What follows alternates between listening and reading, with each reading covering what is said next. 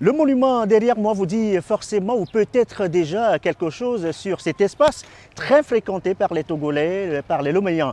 Madame, Monsieur, bonsoir. Merci de nous rejoindre ici au marché Kakaveli, quartier Agbalé-Pédogan. Un marché, vous voyez, ultra moderne, aux structures très accueillantes. Ici, tout à l'heure, au cœur de ce marché, eh bien, nous allons évoquer les sujets comme les prix des produits sur le marché, la vie chère. Nous allons revenir sur les subventions récemment accordées par le chef de l'État pour justement permettre aux Togolais de faire face à la vie chère. Et parlant donc du mois de consommation locale, eh bien, nous y rentrons et nous allons en parler bien évidemment avec le ministre du Commerce, notre invité et les autres confrères. Et c'est tout de suite sur la télévision togolaise.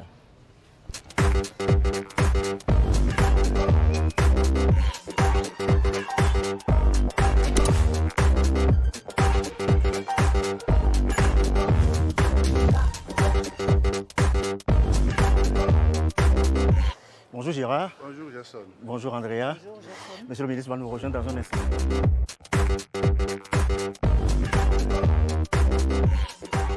Alors Monsieur le ministre, bonjour. Pour nous entretenir avec vous, je suis avec Andrea Manim de Pyramide FM. D'accord. Bonjour madame. Et Gérard Wilson de la RTDS, Radio-Télévision de la Santé. Merci. Bonjour, comment ça va?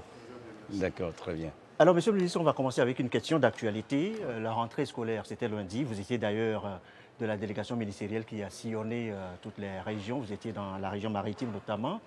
Et Monsieur le ministre, on a constaté quand même sur le marché pour les préparatifs donc, de cette rentrée, des parents qui grincent toujours les dents, qui se grattent toujours la tête parce que les prix des cahiers sont chers. Monsieur le ministre, est-ce que le service de contrôle du ministère du Commerce a quand même exercé le contrôle sur les prix de marché, des cahiers au marché? Pourquoi les cahiers sont toujours aussi chers? Merci beaucoup. Permettez-moi que je puisse, au prime abord, renouveler au nom du gouvernement nos souhaits de bonne et heureuse rentrée scolaire à nos élèves. Au corps enseignant, c'est important pour nous, et à nous, y compris vous, qui sommes parents d'élèves. Tout ce que nous souhaitons pour le compte de cette rentrée scolaire 2022-2023, c'est qu'il y ait plus de paix. Nous en avons besoin, de sécurité, bénéfique pour l'ensemble de la population togolaise, à l'effet de nous permettre d'avoir des enfants dignes, relève pour notre nation. Nous avons la foi que Dieu le fera. Bon, s'agissant de la question que vous abordez, grincement de dents, on se gratte la tête, c'est une réalité. Il faut le reconnaître. Vous savez, depuis 2020, avec la pandémie, tout ce que nous avons commencé par vivre, en 2022 avec la guerre entre la Russie et puis l'Ukraine, et puis d'autres facteurs, l'extrémisme violent qui commence sa pénétration, merci à Dieu qui nous donne de pouvoir repousser tout cela. Il y a une perturbation de la chaîne d'approvisionnement et ayant pour effet indu la flambée des prix. Ça, il faut le reconnaître. Et tous les gouvernements du monde essayent d'atténuer ces effets-là. Et donc, je voudrais, dans un premier temps, dire courage à chacun d'entre nous, parce que je suis parent d'élèves aussi. Mais vous rassurer également que le gouvernement mène une bataille très accentuée sous la coordination de Madame le Premier ministre, parce que les instructions, les hautes instructions reçues de la part du chef de l'État, il vous en souvient, le 16 septembre dernier, les 10 dernières mesures additionnelles, On va en parler tout à l'heure. on en viendra, sont de nature à atténuer tout ce que nous vivons en termes de flambée de prix et surtout au niveau des articles scolaires.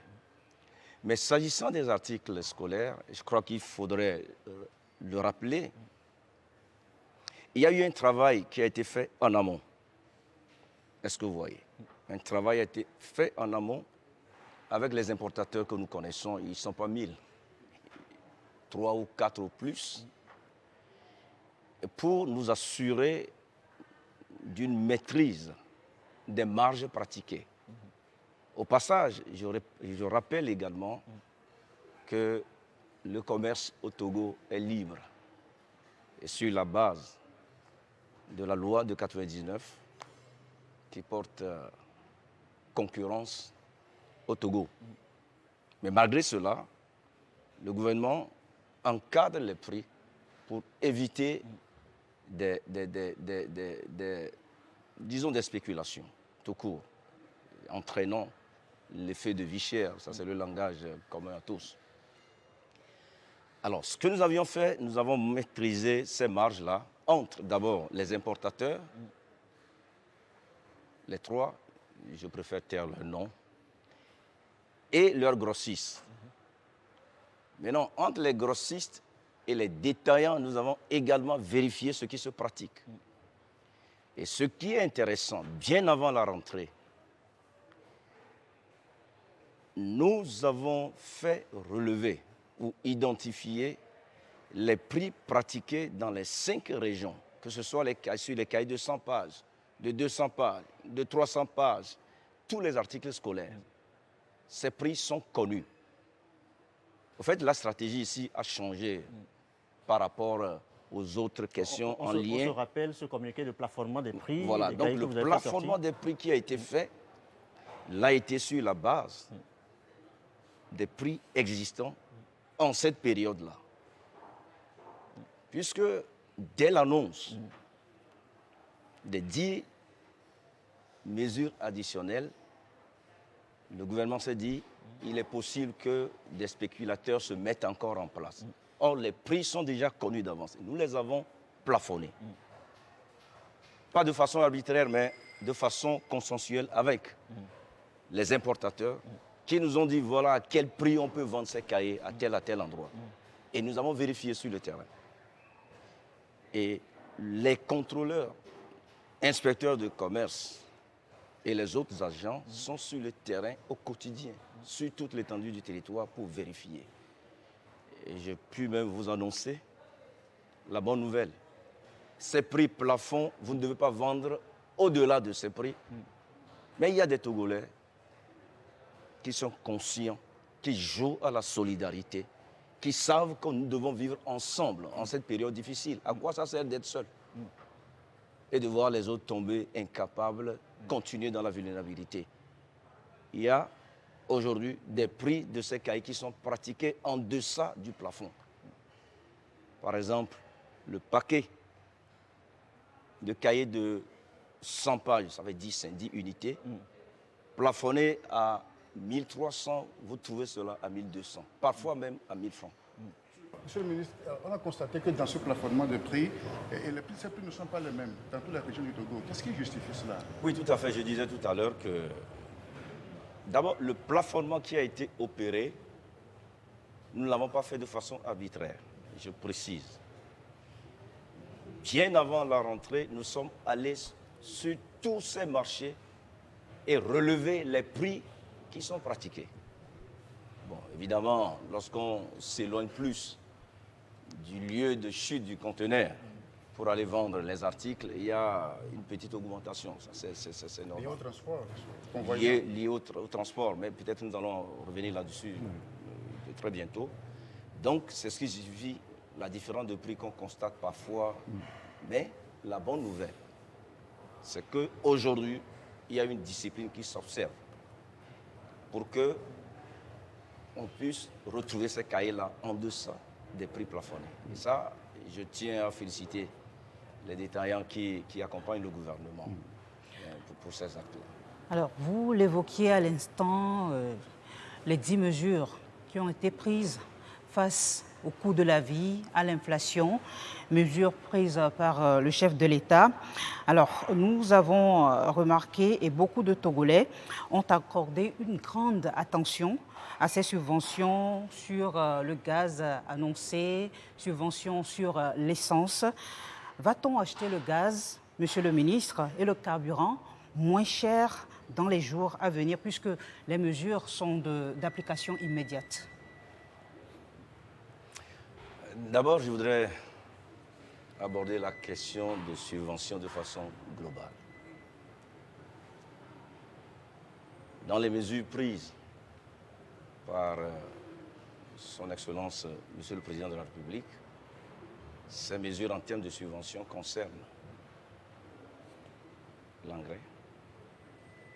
l'engrais pour, voilà, tout à fait, le gaz butane et puis le carburant.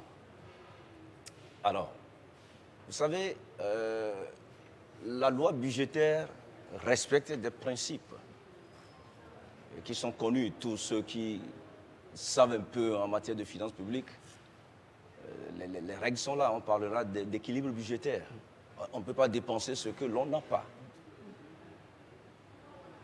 Alors, si je prends les deux secteurs, en tout cas les deux produits concernés, le carburant et le gaz butane, en début d'année, en ce qui concerne le budget de 2022, il est prévu pour subventionner le carburant 7,8 milliards de francs CFA pour toute l'année, parce qu'on avait vu la tendance. Mais les lignes ont bougé dans le mauvais sens pour tout le monde. Pour les pays d'où nous importons ces articles et pour nous qui subissons. En fait, tout ce que nous vivons, c'est l'importation de quelque chose qui se passe ailleurs. Mais on ne peut pas faire autrement. Et lorsque vous prenez le gaz butane, il était prévu en termes de ligne budgétaire 1,6 milliard. Au 31 août 2022, s'agissant du carburant, nous étions déjà à 41 milliards de subventions, contre 7,8 milliards. Et pour le gaz butane, nous étions à 5,44 milliards de subventions pour que nous puissions avoir le gaz au prix auquel nous les avons, contre 1,6 milliard.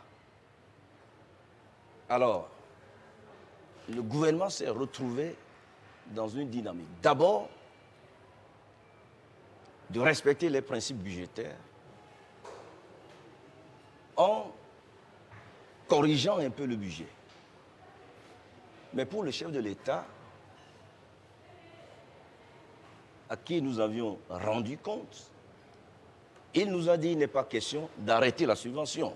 On avait le choix de corriger jusqu'au 31 août et puis le reste, on se dit, bon voilà, on n'en peut plus. Il a dit non. Vous devez prévoir des lignes supplémentaires pour que je continue de subventionner et le gaz, et l'engrais, et le carburant jusqu'à la fin de l'année. Voilà. Et pour le faire, il nous faut de l'argent pour aller présenter une loi de finances rectificative à l'Assemblée qui prenne en compte cela. Il y a quand même des principes basiques à respecter en matière de finances publiques. Donc, ce sont ces fonds qui sont annoncés parmi les mesures additionnelles du chef de l'État pour qu'on ne puisse pas augmenter les prix. Donc en clair, Monsieur le ministre, si on vous comprend très bien, ce qui est annoncé comme subvention, c'est pour atténuer d'éventuelles augmentations. Justement. Et donc, on ne doit pas s'attendre à ce que le prix baisse, le prix à la pompe aujourd'hui baisse pour l'instant. Disons, si le fournisseur fait baisser, nous allons baisser. Mais tant que ça restera à ce niveau, avec $1 qui a fini par surplomber l'euro, alors que moi, pour ce qui concerne ces produits que j'importe, ou bien que nous faisons importer, parce que ce n'est pas le gouvernement qui importe le gaz, Si on doit régler nos factures en dollars, en passant par le franc CFA, arrimer sur l'euro, vous comprenez que c'est compliqué pour tout le monde. Donc, parler de baisse, non. Mais je préfère qu'on parle de stabilisation. Et j'aborde déjà une question peut-être que vous serez amené à poser. Est-ce qu'il faut s'attendre à une augmentation? C'est cela. Voilà. Puisque les rumeurs aussi Les annoncent rumeurs ça. Justement, voilà, les prochaine rumeurs demeurent augmentation. les rumeurs. Hein. Justement, vous êtes là Le pour gouvernement rassurer. s'agissant de baisse des prix pour ces articles que je viens de citer, ou d'augmentation des prix, passe par un acte. Il n'y a pas d'acte gouvernemental. Donc pour nous, sachez que, et ça c'est important, au jour d'aujourd'hui, le super sans plomb est à 700 francs, le gasoil à 850 et le pétrole en pompe à 650. Voilà les prix que nous pratiquons. Et pour continuer, il y a des efforts qui doivent être faits. Je vous dis qu'au 31 août dernier, déjà, nous étions à 41 milliards de subventions sur le carburant. Au nombre de ces produits qui coûtent cher, il y a naturellement le blé, et avec ses incidences sur les produits de première nécessité, des denrées alimentaires. Et les Togolais ont quand même eu l'ingéniosité de fabriquer du pain à partir des produits locaux, le soja, le manioc. Est-ce que le gouvernement fait quelque chose pour accompagner ces initiateurs qui ont innové en la matière? Justement, je dis que les événements en amont qui ont perturbé les chaînes d'approvisionnement, loin d'être considérés comme une fatalité, devraient plutôt nous pousser à un repositionnement. Que ce soit la pandémie de 2020, que ce soit la guerre vraiment entre l'Ukraine et puis la Russie, avec les retombées pas intéressantes pour nous, que ce soit l'extrémisme, tout ce que nous vivons. Nous devons apprendre à consommer ce que nous produisons et à produire ce que nous consommons. Ça, c'est clair. Vous savez, tout dernièrement, lorsque nous étions au Forum économique au Qatar avec son Excellence, Monsieur le Président de la République, il est revenu amplement dans sa communication sur ce que nous faisons aujourd'hui au Togo, l'incorporation de la farine issue de nos céréales, la farine panifiable issue de nos céréales, dans la farine de blé pour avoir du pain et d'autres produits dérivés. Nous avons fait organiser une formation qui a regroupé 500 boulangers et boulangères qui ont été formés sur l'utilisation de ces techniques-là. Nous avons également fait prendre au plan gouvernement un arrêté interministériel qui donne des spécifications par rapport au pourcentage d'incorporation. Tous ces éléments que nous mettons en œuvre sont de nature à nous pousser vers le consommer local. Est-ce que vous voyez?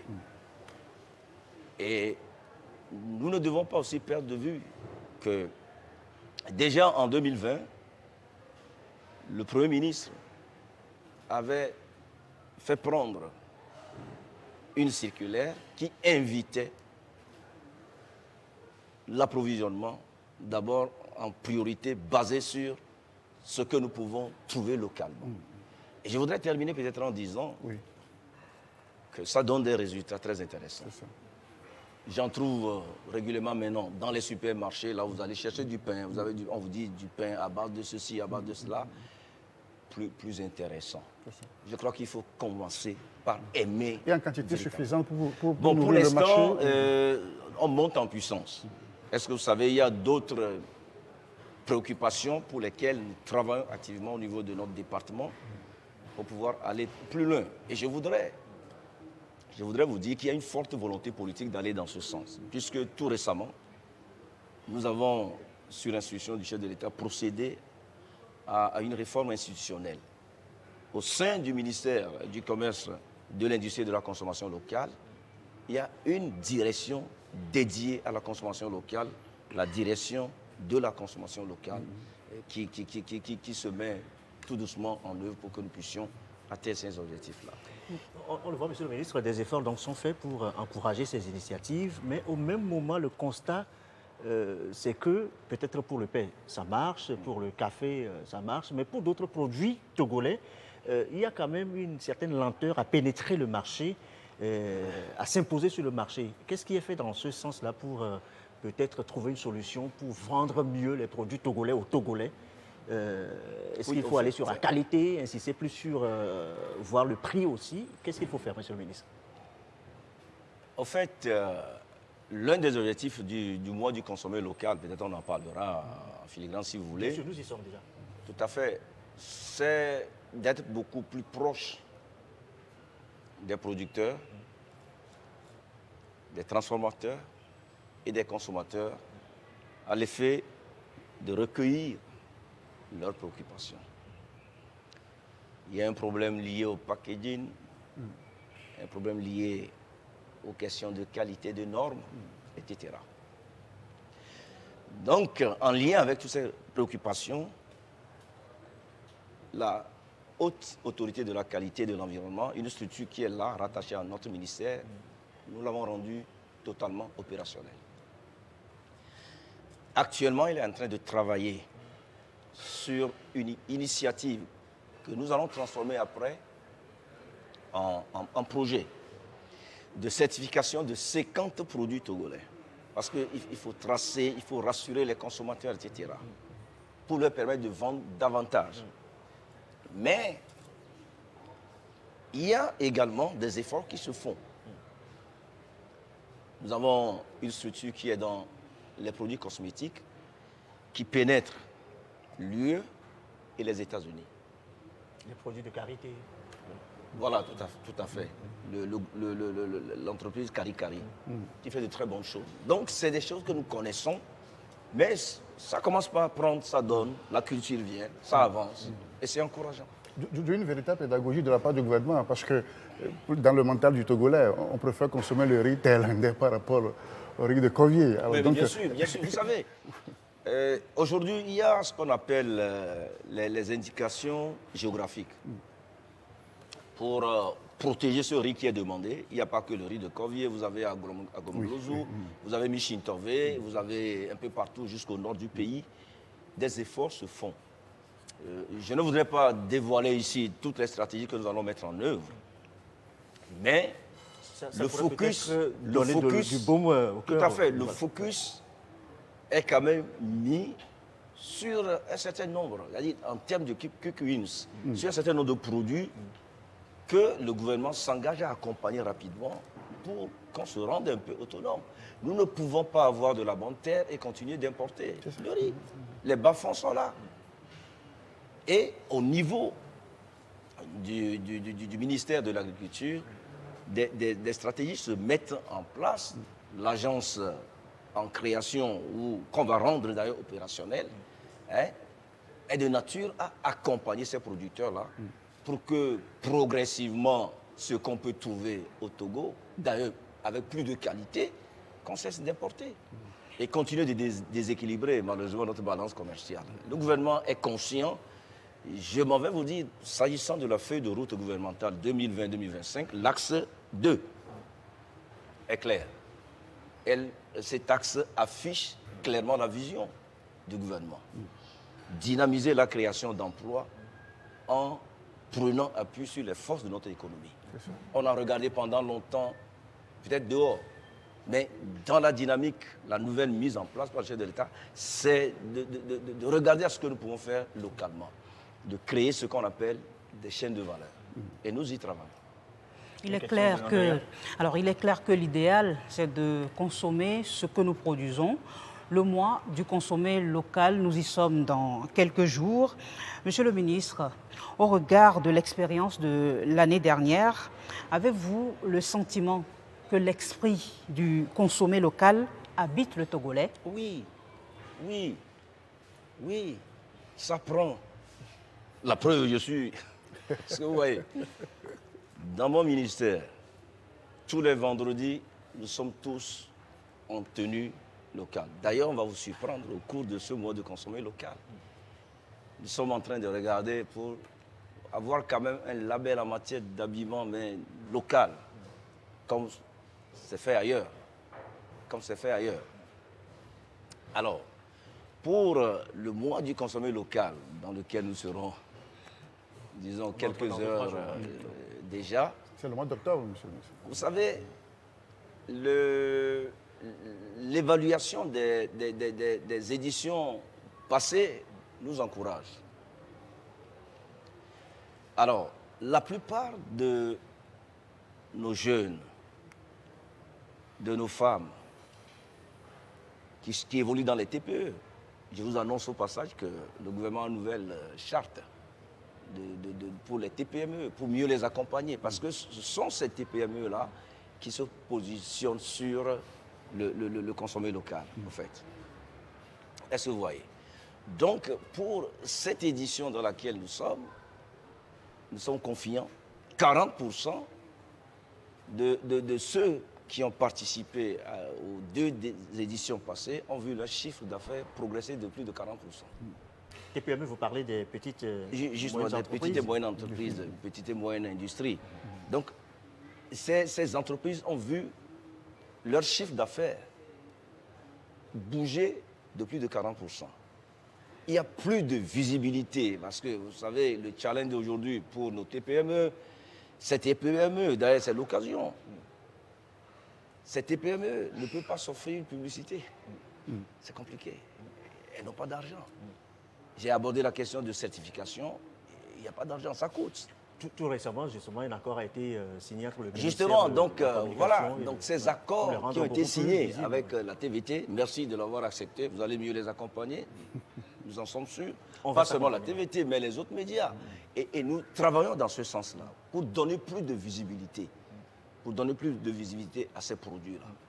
Donc, pour cette troisième édition, nous sommes déjà bousculés.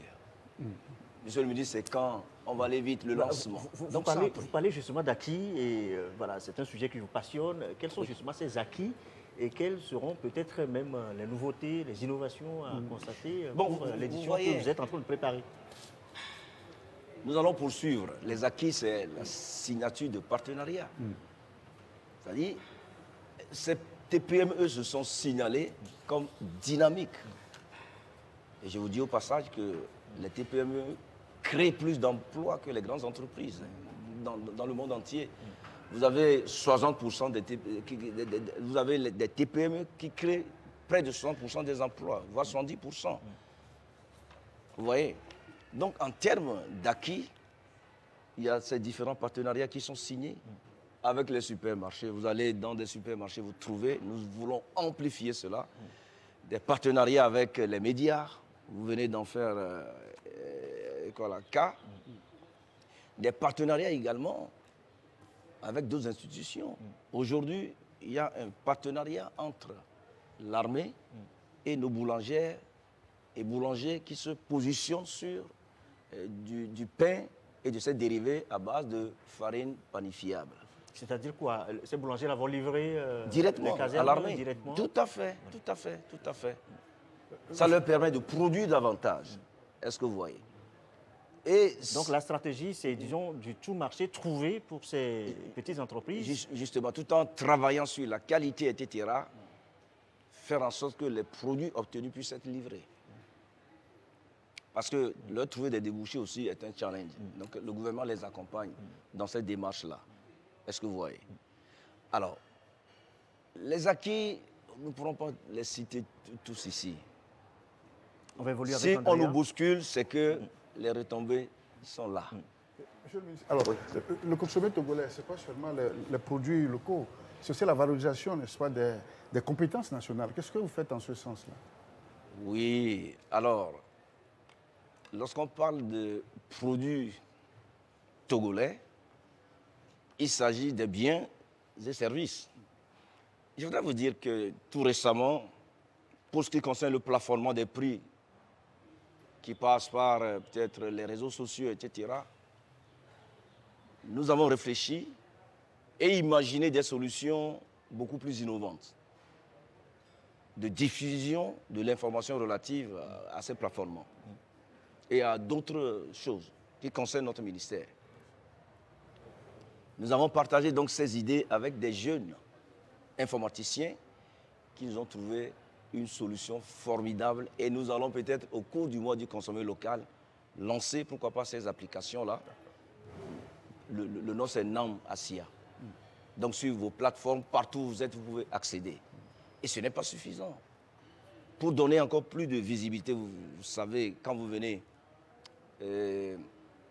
au rôle de notre ministère, ce rôle est désormais appelé rôle du consommé local. Et vous avez une exposition dans les vitrines des produits.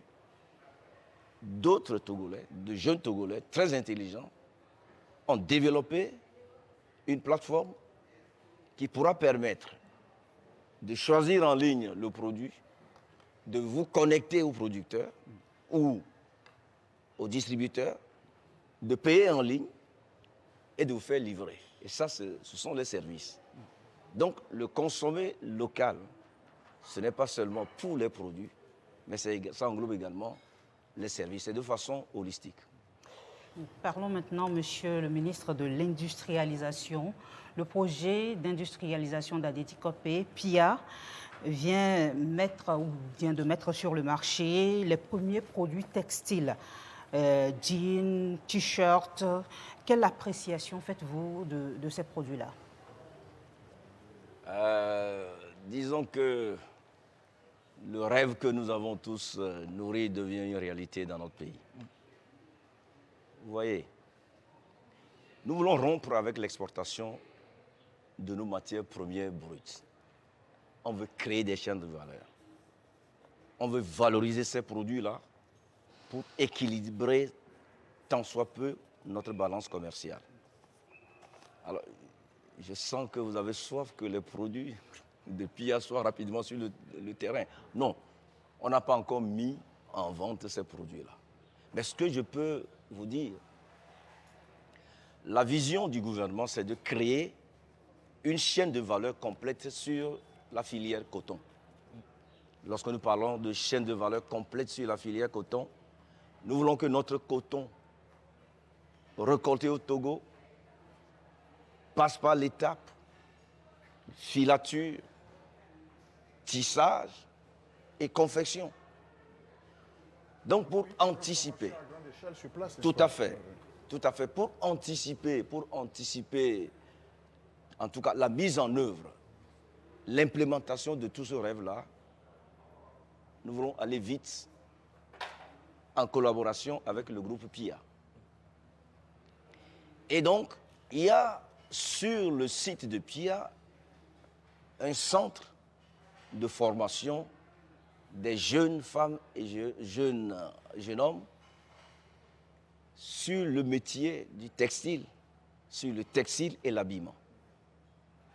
Donc pour l'instant, le centre a recruté près de 1000 jeunes qui sont en train d'être formés à la couture, à la confection de ce que vous venez d'appeler t-shirt, jeans, etc.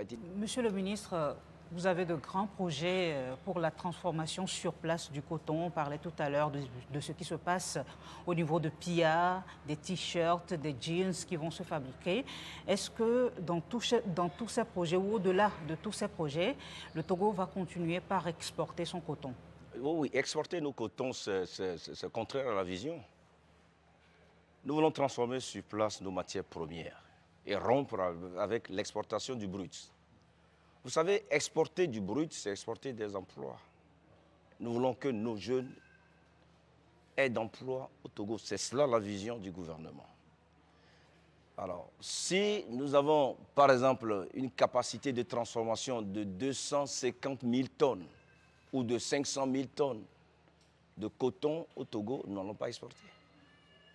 Nous n'allons pas exporter, ça c'est clair. Alors, je parlais tout à l'heure du perfectionnement actif. Je crois que j'ai essayé d'expliquer cela. Vous faites entrer au Togo de la matière première, produit semi-fini, le tissu issu du coton. Et c'est ce que fait aujourd'hui le centre de formation. Vous découpez ces tissus à l'effet d'obtenir des vêtements, les jeans, les t-shirts, etc., dont vous parlez. C'est cela le perfectionnement actif. Vous ajoutez de la valeur à un produit à l'effet de le ressortir plus élaboré, plus travaillé. Et pourquoi est-ce que Pia opte pour cette approche? C'est pour renforcer les capacités de nos jeunes sur le secteur tissu, sur le secteur textile et habillement. Et dès que la chaîne complète, filature, tissage, se mettra en place, qu'on n'attende pas former avant d'aller à la confection de vêtements. Et aujourd'hui, 1000 de nos jeunes reçoivent leur renforcement de capacité. Les t-shirts et les jeans qui sortent du pied, il y a aussi les motos, les scooters verts. Oui, c'est la mobilité verte. Vous voyez, c'est un concept sur lequel tous les États travaillent aujourd'hui. Hein, vous avez vu comment il pleut actuellement, là. On ne sait pas où on se retrouve, là. Vous voyez, il faut cesser d'embêter la nature. Hein, d'embêter la nature. Donc, alternative au carburant? Bon, oui, quand on consomme. À base l'électrique. Oui, tout à fait. Elle fonctionne sur la base de batteries électriques. Donc, les motos là n'ont pas besoin d'aller chercher du carburant. Est-ce que ça va participer à la... En fait, on est dans une vision, pourquoi pas progressivement pour que, après les motos, les véhicules électriques aujourd'hui, pour moins polluer et mieux vivre. À Pia Togo, toujours. Hein. Oui. Des véhicules à Pia. Hein. Vous dites? Des véhicules produits par Pia. Bien sûr, bien sûr. Ça fait une belle transition, monsieur le ministre. Ça nous amène à vous poser cette question. Tout récemment, vous avez reçu dans votre cabinet 3 jeunes, très jeunes. Un qui a conçu un véhicule à Lomé ici, et 2 jumeaux à Thiévier qui ont conçu également un tricycle, un véhicule moteur.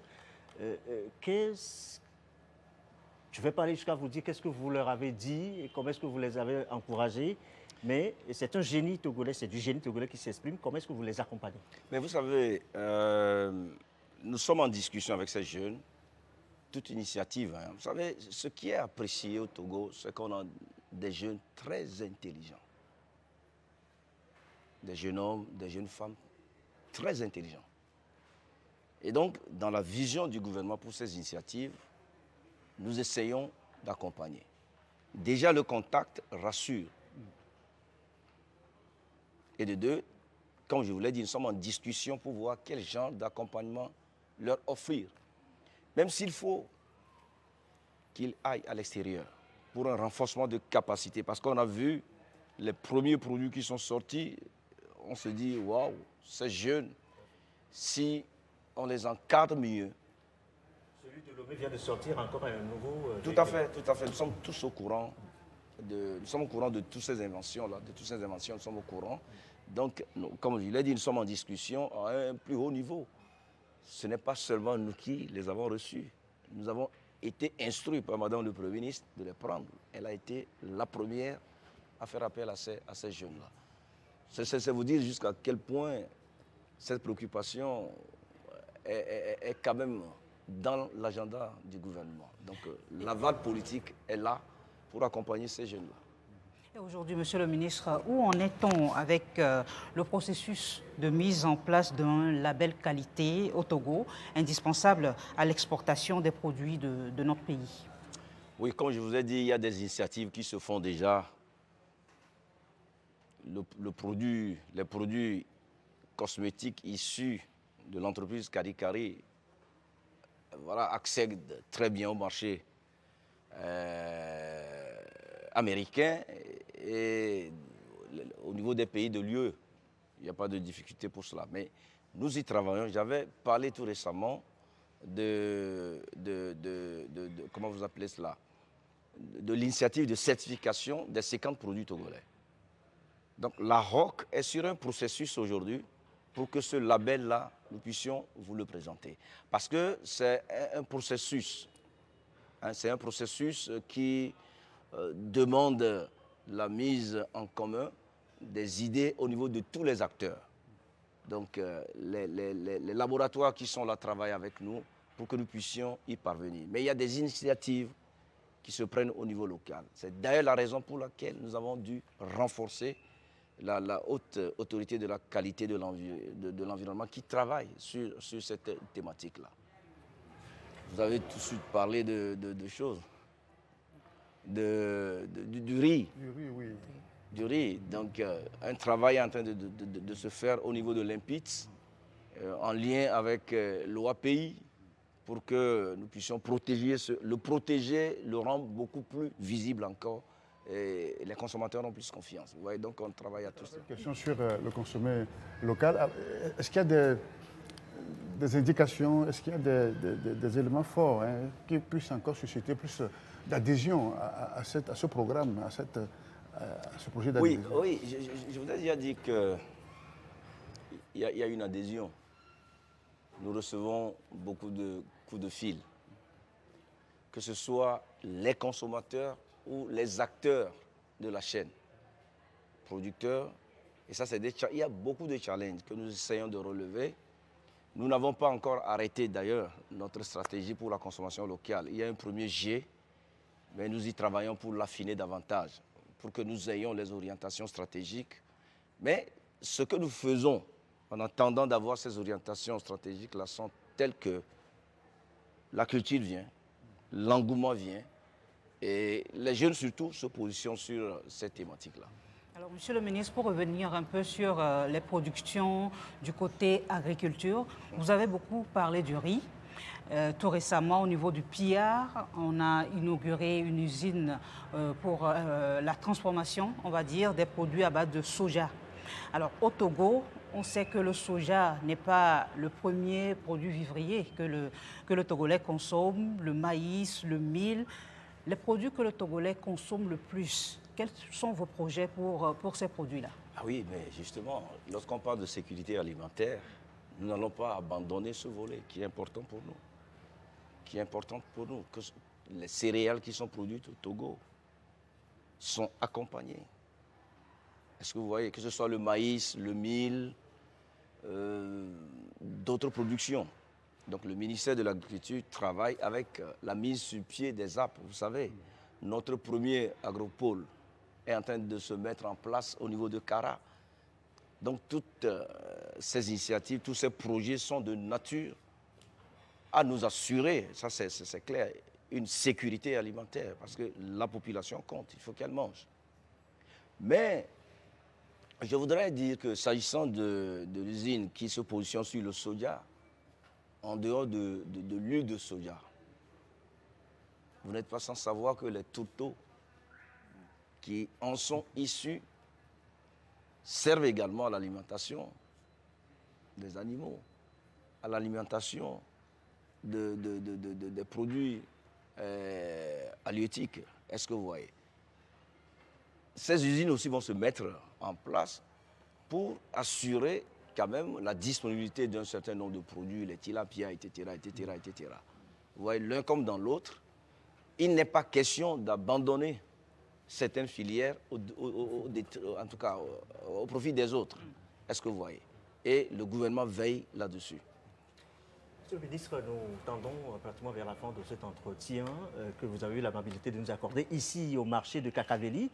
En voyant, vous avez donc, c'est pas votre première fois, vous connaissez bien la structure. Un mot là-dessus, un marché ultra moderne. Oui, vous voyez, ce qui est appréciable chez les Togolais et les Togolaises, lorsqu'ils veulent faire quelque chose, ils s'y mettent. Et l'originalité est là, vous voyez l'encadrement, le milieu dans lequel se déroule cette entrevue. Je tiens à féliciter les promoteurs, ça il faut le dire. J'ai vu un peu les différentes boutiques, etc. Je crois que ces efforts sont à saluer, indéniables. Que d'autres emboîtent le pas à ce qui nous permet d'être dans ces infrastructures à l'aise, de façon... L'environnement est africain, c'est ce que nous voulons. On est dans le consommé local. On est dans le consommé local. Derrière vous. On est vraiment dans le consommé local. Le site est bien choisi. Ça, c'est à apprécier. Et justement, vous allez le lancer, ce mois de consommé local, nous tirons vers la fin de cet entretien, comme je l'ai dit. Est-ce que vous avez un message particulier à l'endroit des Togolais? Auriez-vous des aspects importants à évoquer que nous n'avons pas touchés dans nos questions? Un message à l'endroit peut-être des Togolaises et des Togolais. En ce moment difficile pour tout le monde, pour les économies développées comme celles qui sont en développement dans la nôtre, nous avons besoin de plus de patriotisme et de solidarité à l'endroit de nos frères et sœurs les plus vulnérables. Ce n'est qu'à ce prix que nous allons vaincre et vivre ensemble. Le gouvernement a fait les efforts nécessaires, même si tout n'est pas totalement réglé. D'ailleurs, on ne peut pas tout régler. Ce que nous demandons, c'est une appropriation, c'est une mise en synergie, en lien avec ces mesures-là, pour que, comme le chef de l'État le dit souvent, aucun Togolais ne soit laissé pour compte. Le mois du consommer local, nous sommes là-dedans. Nous demandons aux TPME d'ailleurs qui sont sur cette thématique de continuer de nous faire confiance. D'ailleurs, c'est leur événement. Le gouvernement ne fait qu'accompagner pour que la 3e édition connaisse le succès qu'il faut. Parce que les 2 dernières années, nous avions été très embêtés par la pandémie. Travaillons plus à la sécurité et à la paix pour notre nation togolaise. Alors c'est sur ce message que nous allons clore cet entretien. Merci Monsieur le ministre. Merci à vous. Vous êtes ministre du Commerce, de l'Industrie, de la Consommation locale. Merci d'avoir répondu donc aux questions de Gérard Wilson et de Andrea Manim de Pyramide FM. Merci, Monsieur le ministre. Merci à vous, c'est gentil. Merci vraiment. Merci également à vous qui nous suivez à la maison. Merci à la réalisation technique, à tout l'ensemble de la rédaction qui a participé à la préparation donc, de cet entretien avec le ministre du Commerce. Merci, à très très bientôt et sur notre antenne.